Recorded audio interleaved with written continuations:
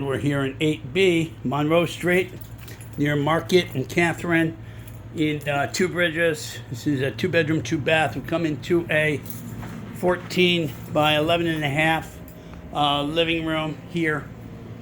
This is a condominium. Obviously, there is outdoor space. It's about 9 by 4 with a pretty good view north here.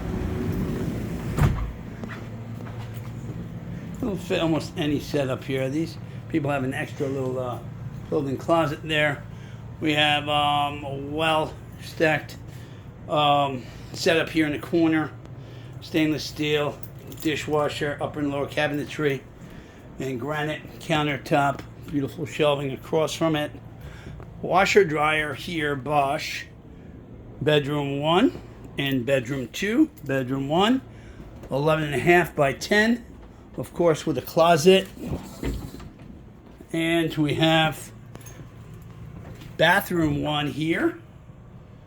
Marble, big. That's 7 by 5.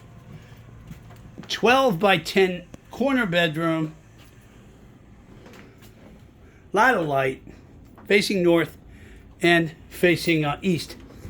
We have bathroom number 2, about 7 by 5. Marble, of course, shower and extra window there.